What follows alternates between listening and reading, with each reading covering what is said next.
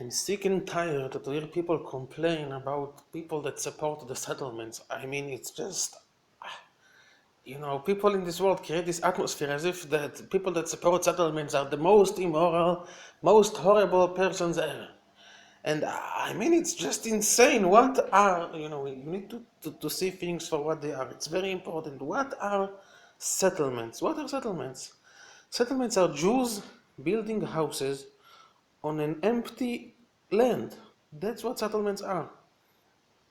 Alright, so the Palestinians want this land for their own, and the settlers want this land for their own. Okay.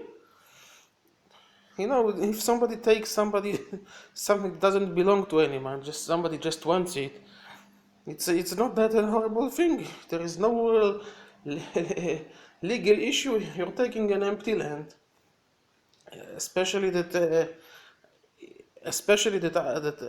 reality is that under international law those lands are really belong to Israel, but let's just ignore that. Those are empty lands. They belong to nobody.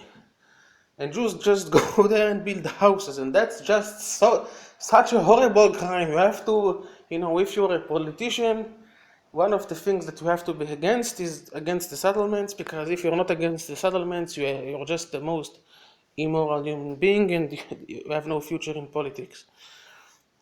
And to shake hands with Abu Mazen, that was involved himself in organizing terror attacks, and he supports terrorists with the Palestinian Authority money that comes from taxpayers from all over the world. That's okay. You can shake hands with somebody like that. It's okay to support the Palestinian cause, even though the amount of terrorism involved in all of their organizations are enormous. That's fine. Nobody will tell you anything. On the contrary, you're a human rights activist if you support the Palestinians.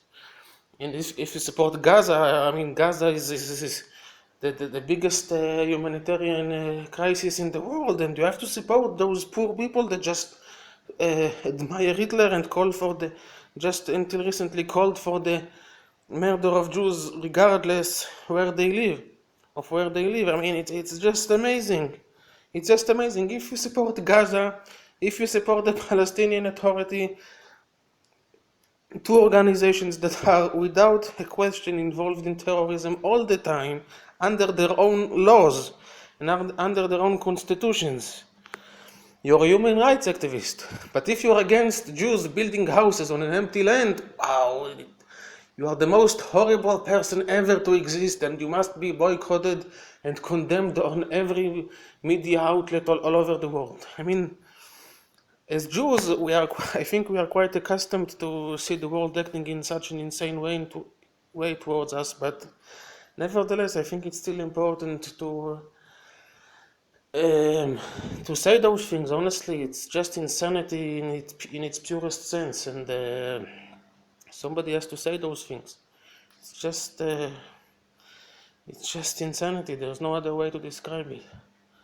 Insanity and anti-Semitism, honestly.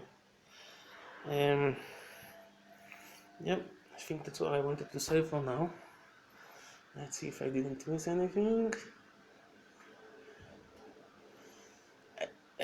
And another thing that people don't realize, that the settlements are actually good, not just for the Jewish people, it's also good for the Palestinians. It's what people fail to realize, that when Jews go to those settlements, they'll build factories and companies, and it gives working places to many Palestinians. And it's when you are going against those settlements, I mean, that's in and of itself is a big stupidity, but you are even going against your own declared cause to help the Palestinians, because many Palestinians actually work there. And actually those places, if you're such a peace promoter, those places create some sort of a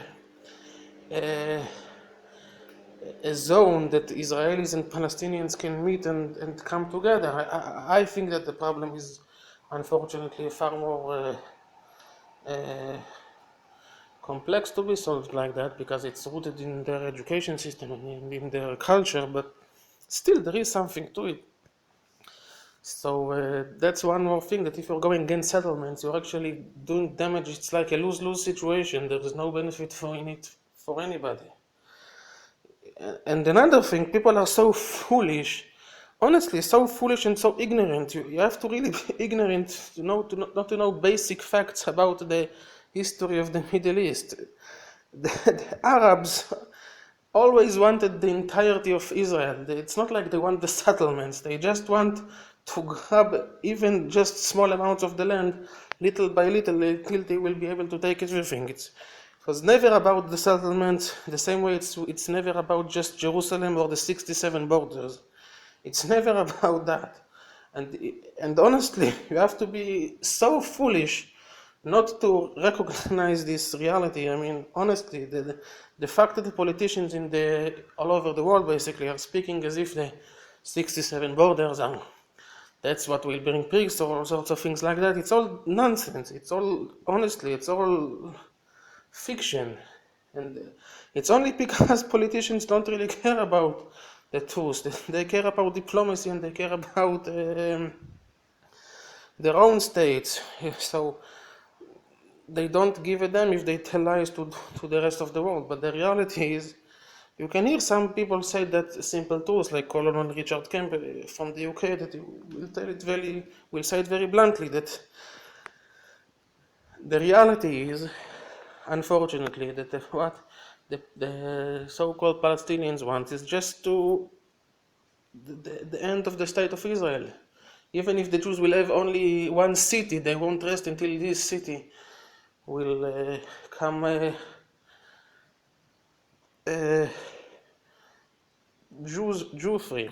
Honestly, that's the unfortunate reality that we live in. And it's time for the world to stop preaching Israel and be more honest about things. Anyway, I think that's all I wanted to say. I hope I got my message through. See you next time.